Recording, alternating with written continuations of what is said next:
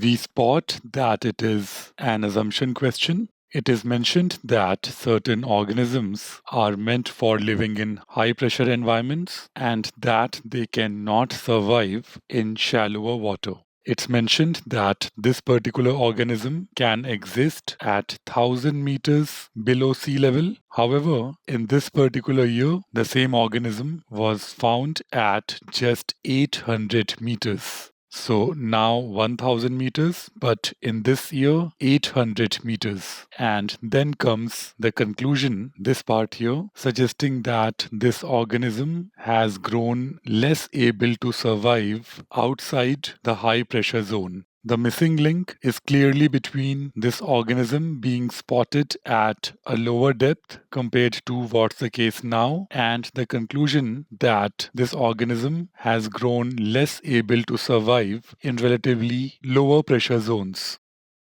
Choice A is a big trap because it talks about pressure at 1000 meters not changing.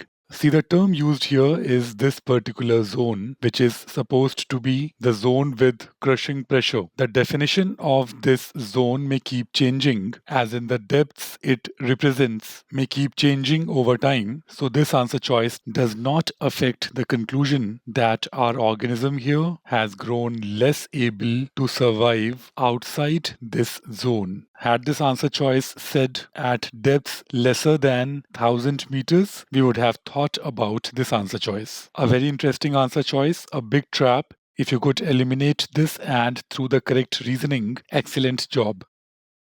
Answer choice B is another trap because it strengthens the conclusion, yes, but it is not something that must be true for the argument to hold. In other words, it is not necessary that the water pressure at various oceanic depths must have remained consistent throughout Earth's history for this argument to hold. Please be always very careful about such extreme answer choices. They are seldom correct.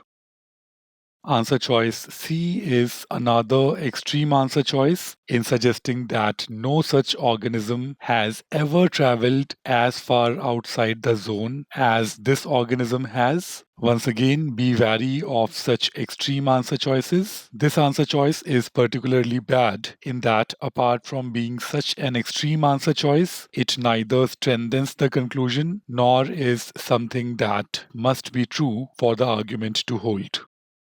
A similar problem with choice E, whether this organism were the only such organism to have been found outside this zone, is not something that is necessary for the argument to hold, nor does it strengthen the argument.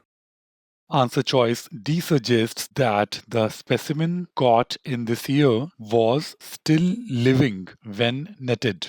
Imagine this answer choice strengthens the conclusion by suggesting that the specimen caught at a certain depth was alive, suggesting that the organism could actually survive in shallower water. So this strengthens the conclusion, and yes, this must be true for the argument to hold, because if the specimen was not living when it was netted, it means that it was not able to survive these shallower depths, and therefore, in such a case, this argument would not hold. So answer choice D strengthens our conclusion. It is something that must be true for the argument to hold. It is the correct answer choice.